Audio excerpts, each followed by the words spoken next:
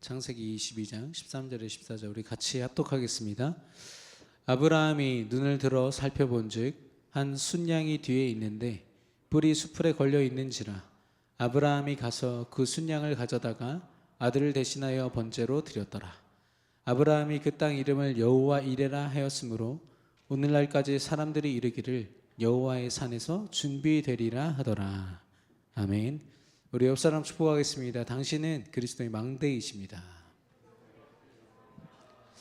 한 번 더 축복하겠습니다. 그리스도의 망대를 세웁시다.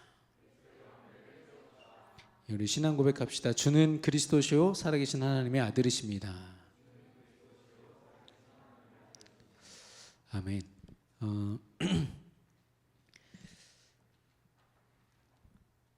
오늘 믿음의 상속자라는 제목으로 함께 말씀 나누겠습니다. 저와 여러분은 믿음으로 사는 자들입니다. 그 믿음의 핵심은요, 성경 66권을 관통하는 딱 한 단어가 있다면 예수 그리스도입니다. 여러분과 저는 그것으로 사는 자예요. 내가 믿었더니 어떤 응답을 주셨더라로 사는 게 아니에요. 그거는 어떻게 보면 당연한 이제 후속 하나님의 조치라면 정말 하나님이 원하시는 건 예수 그리스도거든요. 오늘 그 믿음으로 충만해지시기를 예수님의 이름으로 축원합니다. 그래서 우리 교회가 지금 여기 용문동에 지어졌지만 여기가 원래 축협이었나요? 축협 창고였어요. 풀이 막 무성하게 자라있던 이렇게 황폐한 땅이었어요. 거기서 우리 지금은 이제 대학생이 되어 있는 그 당시 이제 중고등부 랩런트들이랑 제가 와가지고 여기서 같이 기도했거든요. 하나님이 허락하신 땅에서 정말 하나님의 원하시는 일들이 일어나게 해달라고. 그리고 막 이 주변에 있는 종교 시설들 막 탐방하고 무속집 막 찾아가 보고 이랬던 기억이 있습니다. 근데 이 땅이 그렇게 질적으로 좋은 땅은 아니었다라고 제가 알고 있어요. 뭐냐면 우리는 이제 공간이 많이 필요하니까 지하도 파고 싶었거든요. 근데 이게 약간 진흙 같은 거예요. 그러니까 땅이 계속 침식이 되는 거죠. 그러니까 그 땅 위에다 그대로 건물을 세워버리면 땅 이 기반이 흔들려 버리니까 무너질 수도 있고 금이 갈 수도 있고. 그래서 뭘 했냐면은 이 공사하기 전에 큰 이 쇠로 된 두꺼운 빔이라고 해요. 쇠를 땅에다가요 수십 개를 박았어요. 그 우리 지금 교회 건물 밑에는 그 쇠 철근 덩어리들이 딱 버티고 있습니다. 그래서 우리 교회가 안전한 거죠. 물론 아쉽게도 지하는 없습니다. 덕분에 지하는 우리가 확보하지 못했지만 그만큼 기초라는 게 되게 중요해요. 좀 다르게 표현해 볼게요. 쉽게. 여러분의 삶의 원동력은 뭡니까? 내가 하나님을 위해서 산다. 하나님이 맡기신 일을 위해서 내가 믿음으로 산다 얘기하지만 여러분이 매일 순간 삶에 집중하게 되는 여러분 삶의 원동력이 뭐죠? 대부분은 미래입니다. 미래. 내가 미래에 이런 사람이 되고 이렇게 되지 않으려면 내가 오늘 이렇게 살아야 돼가 굉장히 커요. 제가 이 반증이 뭐냐면은 일본에 있는 청년들은 이 자연재해가 계속되잖아요. 그러니까 미래에 대한 소망을 잃어버렸어요. 미래에 대한 소망을 잃어버리니까 청년 중에 반 이상이 무기력증에 빠졌어요. 그러니까 자기가 하고 싶은 거 그냥 그것만 하고 사는 거예요. 당장 나를 기분 좋게 해줄 수 있는 거. 그러니까 일본에서는 그거를 굉장히 큰 자기 나라 일본이라는 국가에 있어서 큰 재앙으로 보고 있어요. 청년들이 소망을 잃어버리는 거. 여러분도 마찬가지 아닙니까? 미래라는 걸 두고 아마 많은 걸 생각을 할 거예요. 우리 대학생들도 마찬가지고요. 근데 사실 이 기초라는 것 근원이에요. 그 사람의 근원. 또 어떤 사람들은 상처에 기반해 있어요. 내 가정은 이런 가정 배경이었어. 나는 이런 상처를 가지고 있어. 난 사람에 대해서 또 어떤 이런 그 공동체에 대해서 이런 상처를 가지고 있어. 그걸 가지고 자기 자존심을 딱 만듭니다. 적어도 나를 지키는 바운더리를 나 스스로 딱 만들어 놓고 요거 건드는 사람은 이제 물고 늘어지는 거죠. 혹은 이거 지키기 위해서 생을 걸죠. 이게 나를 지키는 방법이라고 생각합니다. 혹시 여러분 그렇게 살고 계십니까? 예, 안 그럴 거라고 저는 확신하지만 대부분이 이렇게 살고 그렇게 사는 걸 당연하게 여겨요. 오히려 그렇게 살아서 잘 사는 사람을 와 성공했다 얘기하죠. 우리의 기초 성경에서 분명히 얘기하고 있어요. 창세기 3장 1절에서 6절. 하나님의 가장 축복을 받은 인간이 이 존재가요. 사단의 한마디에 속는 거예요. 너 하나님처럼 될 수 있어. 에덴 동산 이거 네 거야. 네 맘대로 해. 하나님 같은 거 별로 중요하지 않아. 하나님이 아무리 뭐 높다 해도 네가 더 중요하다니까. 계속 그걸 속이는 거예요. 우리는 믿음이 있으니까 뭐라고 속일까요? 믿음으로 살지 않게 속이는 거예요. 야, 오늘 네가 믿음 고백하면서 사는 게 지금 현실 극복하는데 얼마나 도움이 되겠냐? 차라리 열심히 노력을 해라. 방법이라도 동원해. 저 사람한테 의지해봐. 이 사건을 의지해봐. 계속 믿음이 아닌 다른 걸 가지고 결과적으로 어떻게 됐습니까? 하나님 떠나죠. 정말로 나의 인생의 기초가 되시고 근원이 되신 하나님을 떠나는 선택을 한단 말이에요. 이 사람들의 선택이 뭐죠? 나에게 행복하게 해주려고. 선악과를 먹으면 내가 행복할 거라고 생각했지. 보감직스럽고 먹음직스럽고. 근원적인 뭐예요? 내가 하나님처럼 될 수 있어. 내 인생 내 멋대로 할 수 있어. 우리의 근원은 뭡니까? 창세기 3장 15절에 보니까 여자의 후손이 뱀의 머리를 상하게 할 것이야. 모든 불신앙의 시작이에요. 그러나 사단은 아무 존재도 아니야 사실. 하나님이 우리를 얼마나 축복하셨는지를 알고 싶으시면 오후 예배 참석하세요. 오늘 그 내용입니다. 오늘 담임 목사님 출타하셔가지고 제가 이 대열의 문답 하거든요. 오늘 굉장히 짧을 거예요. 안 믿겠지만, 예. 아무도 안 믿네. 근데 창세기 3장 15절 여자의 후손이 뱀의 머리, 사단의 머리를 모든 불신앙을 이길 수 있는 방법. 네가 하나님처럼 될 수 있어라는 그 불신앙을 이길 방법은 여자의 후손으로 오실 예수 그리스도밖에 없어라고 말씀하셨어요. 여러분은 이것으로 시작하겠습니까? 이걸로 시작하겠습니까? 내가 하나님이야. 혹은 하나님이 나의 하나님이십니다. 어떤 고백으로 여러분이 기초를 쌓으시겠습니까? 기초가 쌓여져야 그 위에 쌓는 거예요. 쌓아라. 뭘 쌓습니까? 먼저는 내 영혼이에요. 보이지 않지만 나의 가장 존귀한 건요, 여러분의 겉모습에서 드러나지 않아요. 하나님은 외모를 보지 않고 중심을 보신다고 했어요. 여러분의 믿음이 어떤 믿음입니까? 겉으로는 하나님 막 찬양하면서 뒤로는 내 인본주의 다 쓰고, 정말 내 안에 있는 그리스도의 가치를 느끼기보다 인스타그램에 올려가지고 내가 막 드러내는 내 삶이 되게 각져 보이게 막 포샵하잖아요. 저는 사실 그래서 SNS를 잘 안 하려고 해요. 잠깐 페이스북에 미친 듯이 집중했다가 3개월 만에 끊었어. 이게 내가 아니더라고. 내가 아니더라고. 또 두 번째는 뭐냐면, 내가 전도사로서 이렇게 페이스북 하고서 우리 중고등부 애들한테 야, 너 어디 놀러 갔다 왔냐? 그러니까 게시물을 다 내리더라고요. 젠장. 그래가지고 나는 감시자가 아니라 기도하는 자다, 이걸 얘기하고 싶었는데 오해하는 거야. 그러니까 막 전사님이 또 들어와서 보겠지. 얼마나 그러겠어요. 그래서 제가 안 해요. 인스타그램에 아이디는 있는데 지금 안 들어간 지가 벌써 3, 4개월 되는 것 같아요. 안 볼 테니까 열심히 하십시오. 괜찮아요. 예. 근데 중요한 건 내 영혼을 돌볼 수 있어요. 내 영혼이 가장 가치 있는 자리에 있냐? 하나님은 여러분을 가치 있게 보시는데 여러분은 가치를 누리고 있습니까? 이 영혼의 영적인 상태예요.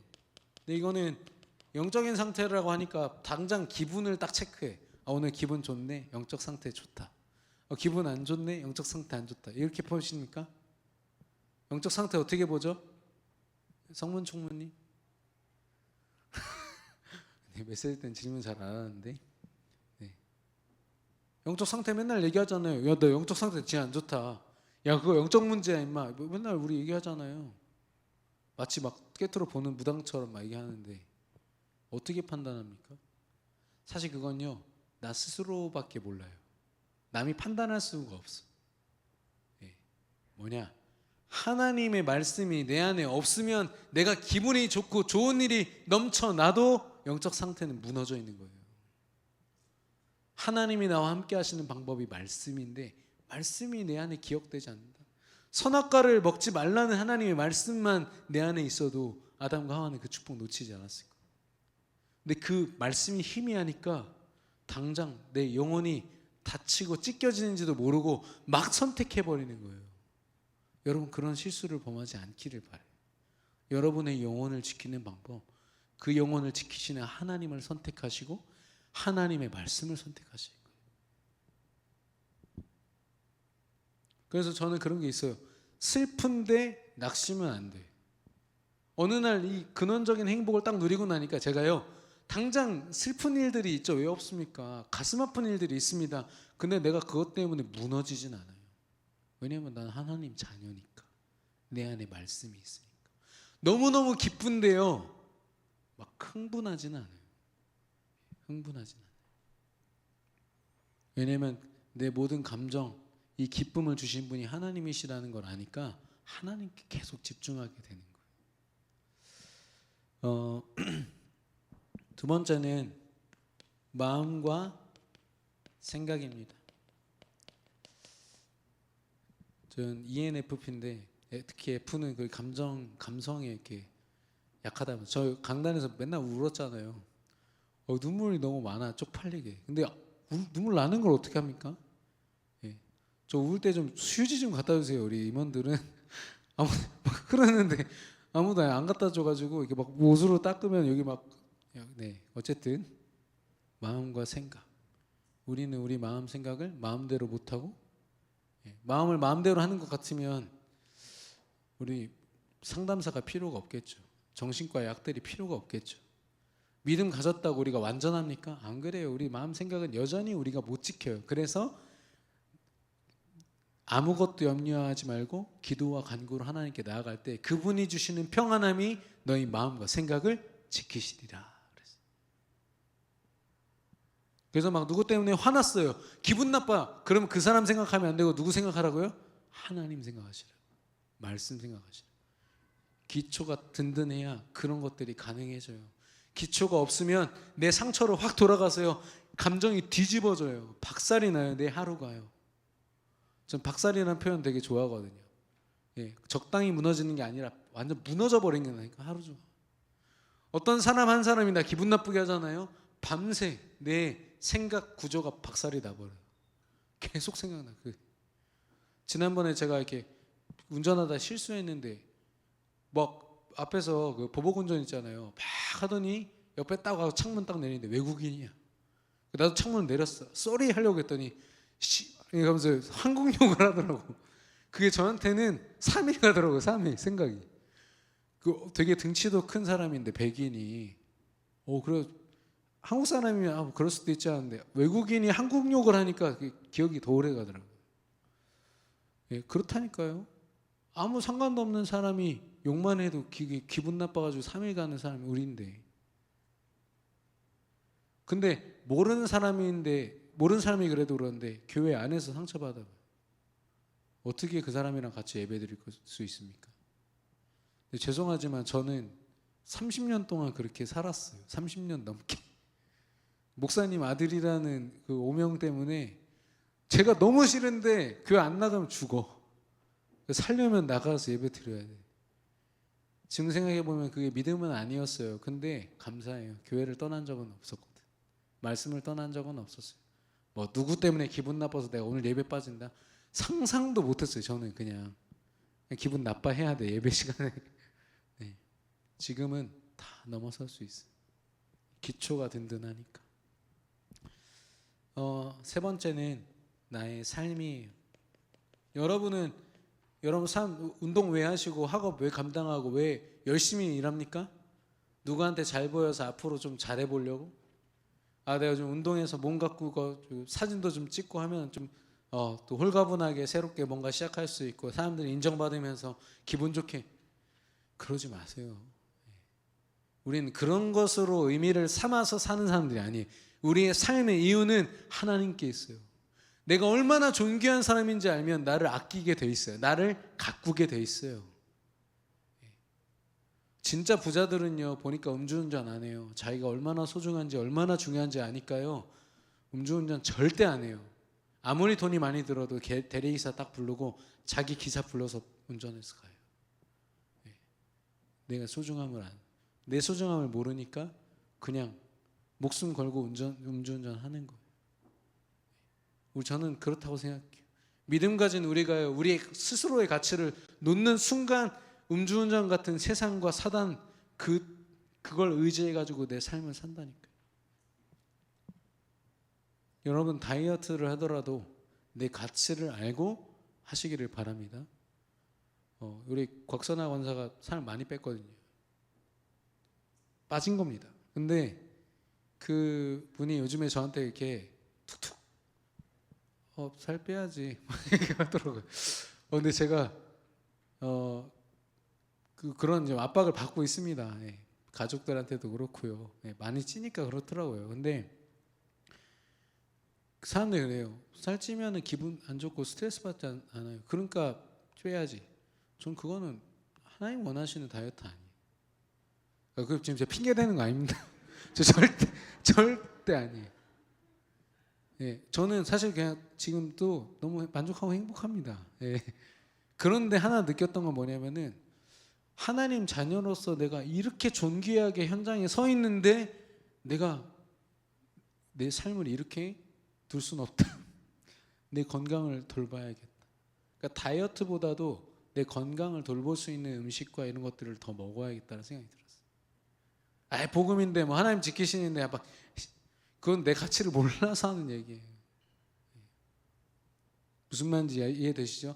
세계복음화를 위해서 해라 이 말이 아니에요. 세계복음화를 위해서 정말로 하려면 여러분 스스로의 가치를 알고 여러분을 가꿔야 돼요. 가장 행복한 사람으로 나를 딱 세워놔야 돼요. 현장에. 지금 그 117년 만에 계절의 길이가 바뀌었대요. 우리나라가 원래 봄, 여름, 가을, 겨울 3개월씩이었거든요. 근데 지금 봄, 가을이 한 달이 채 안 되는 걸로 알고 있어요. 지금 그 덥고 춥고 이제 따뜻함이 없어지는 시대입니다. 세상에서 여러분이 뭔가 따뜻함을 얻고 인간적인 걸 얻는다? 불가능합니다. 아까 고백한 것처럼 아버지 되신 하나님의 품 안에 여러분이 있는 게 최고로 행복한 거예요. 울어도요 부모님 품에 있는 자식이 행복한 겁니다. 마찬가지. 제가 예전에 만났다고 했잖아요. 초등학교 4학년짜리 여자아이가 초등학교 2학년 동생 돌보고 아픈 할머니 돌보고 엄마 아빠 이혼해서 집 나가셨고 얘가 가장 역할을 해요. 그래가지고 막 국가 지원금 가서 동사무소 다 받아가지고 된장국 끓이고 해가지고 하루 종일 먹이고 학교 갔다 와가지고 하는 거는 할머니 돌보고 동생 돌보는 것밖에 없어. 그걸 보면서 야, 너 참 기특하자. 너 대단하다는 얘기는 하지만 야, 너 참 행복하구나라고 아무도 안 해요. 왜냐? 원래 그때는요 좀 투정 부리고 막 사고 치더라도 엄마 아빠 품에서 있어야 돼요.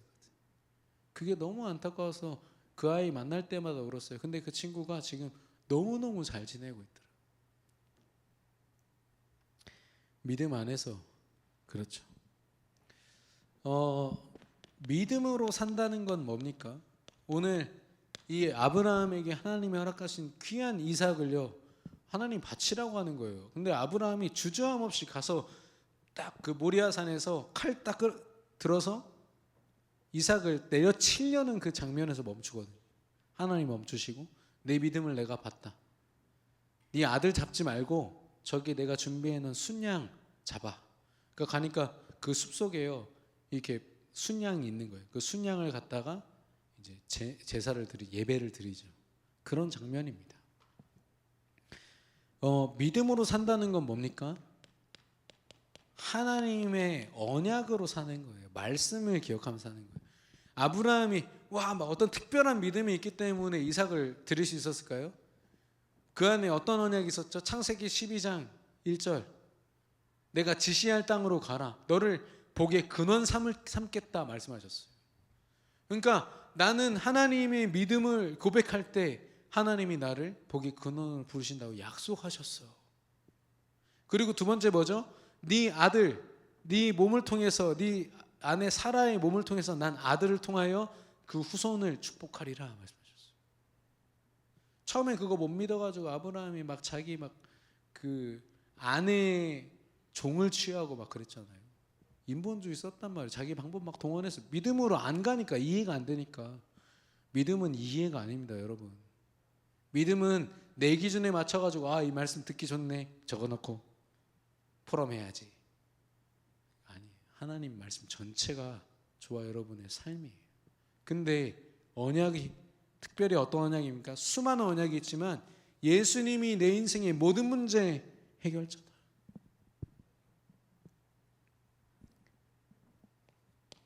저는 말씀에서 이거 계속 알려줘야 돼요. 여러분 얼마나 알고 있습니까? 진짜 알고 있는 사람은 누려야 되거든요. 누리고 있습니까? 못 누리고 있다면 다시 돌아와야죠, 말씀으로. 두 번째로 이 언약을 이루시는 하나님의 능력을 믿는 거예요. 이 하나님은요, 내가 착하게 잘 지낸다고 역사하시는 분이 아니라 24시간 임마누엘 하시는, 나와 함께 하시는 분이에요. 그게 능력이죠. 내가 뭔가 할 수 있어. 하나님 앞에서 내 능력을 앞세우는 게 개미가 사람 앞에서 자기 힘 자랑하는 것보다 더 비참한 일이라고 했어요. 어떤 신학자가 그런 표현을 썼더라고요. 전 맞다고 봐요. 내 주먹을 믿고 살 거야. 내 실력을 믿고 살 거야. 내 경험을 믿고 살 거야. 얼마나 의미 있다고 보십니까? 세 번째로 그랬을 때 오는 실제 체험은 뭡니까? 아브라함이 뭘 체험했죠? 아들 이삭 살렸다가 아니라 뭐예요? 오직 예수를 체험하죠. 내가 바라본 이 하나님이 틀림이 없으시구나. 결국에는 이 아브라함이요, 핑계가 없어져요. 하나님 이래서 안 되고요, 저래서 안 되고요. 하나님 앞에 우선순위가 분명해요. 하나님의 말씀 붙잡고 하나님과 함께하고 하나님을 체험하는 것, 여기에 완전 생을 거는 거예요. 그게 기초. 기초고 이게 전부예요. 그 위에 여러분의 삶을, 도전을 세워야 돼요. 여러분이 소중하니까 하는 얘기예요. 세계복음화라는 원대한 계획을 위해서 너를 희생시켜라 이 말이 아니에요. 그 일을 위해서 여러분을 하나님이 선택하시고 여러분을 가장 귀한 자리에서 그 일을 하게 하셨어요. 아무나 할 수 없다니까요. 그 이스라엘 첩보기관에서 지금 전쟁 중이잖아요. 그 헤즈볼라 그 군인들이 쓰는 무선 통신기에다가 5,000대에다가 그 폭탄 심었잖아요. 3,100대가 동시에 5,000대가 동시에 터졌는데 그 들고 있던 사람들이 이제 3,100명이 다쳤어요. 죽기도 하고. 무슨 말이냐면 사단은요, 어디에다가 불신앙을 심냐면 우리의 평범한 삶에다 심어 놓습니다. 끊임없이 핑계대게 만들고 하나님 붙잡지 못하도록, 바라보지 못하도록 속이는 거죠. 결국에는 아브라함이 이렇게 믿음으로 살았거든요. 그리고 이 믿음은요, 반드시 전달됩니다. 이 믿음을 고백하는 과정에 누가 있었죠? 이삭이라는 아들이 있었잖아요. 얘는 영문도 몰라. 직접 언약을 들은 것도 아니고. 근데 아버지 아브라함이 믿음의 삶을 살아내는 걸 보고, 하나님의 역사를 보고 이삭의 모든 삶이 그 믿음 안에서 축복을 받게 되죠. 믿음은 전달됩니다. 왜냐하면 이 믿음은 반드시 나의 행복으로 직결되기 때문에. 왜 그래요?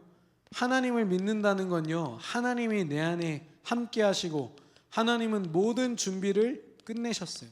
그리고 성령으로 정확하게 나를 지금 인도하시죠. 네. 그 속으로 나를 부르신 거예요.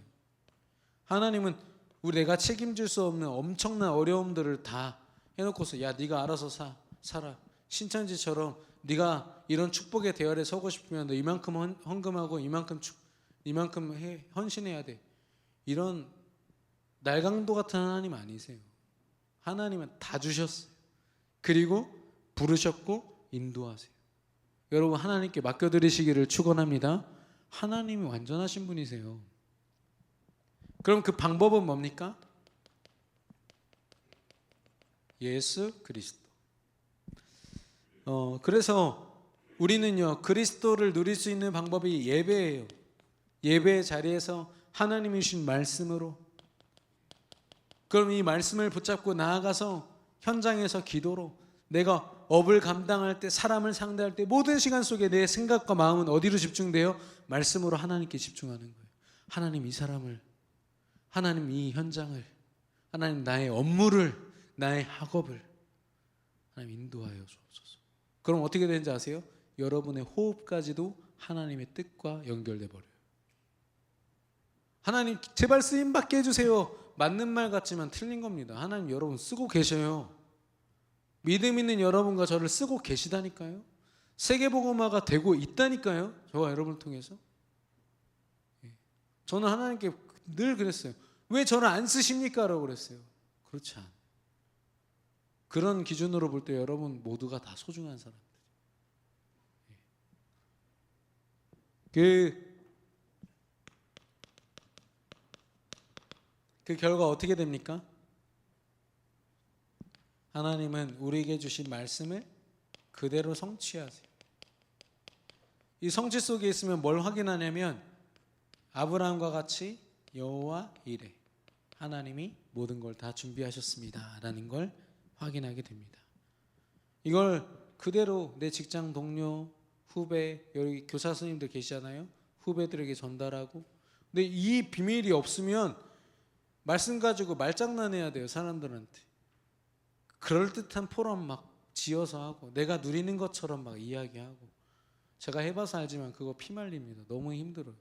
내가 아닌데 내 것인 것처럼 행색을 하는 게 너무 힘들어요. 여러분은 절대 속지 마시고 누리시기를 바라요. 결론적으로 오늘 강단 말씀에서 아브라함이 막벨라 굴이라는 아주 되게 조그만한 땅이에요.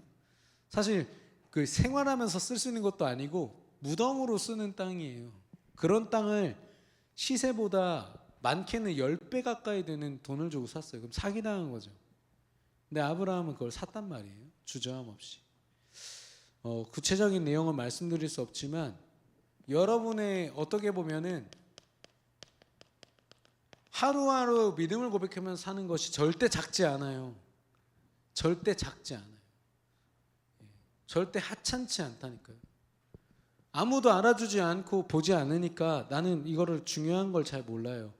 하나님이 함께 하시는 시간이에요.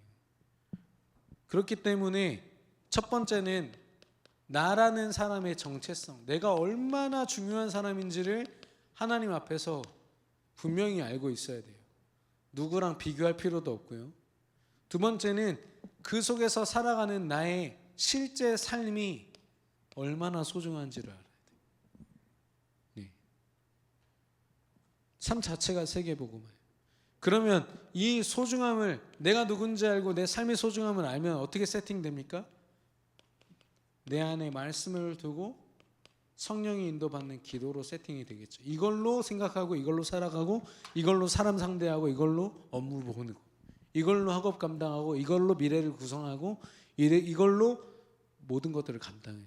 가능해요.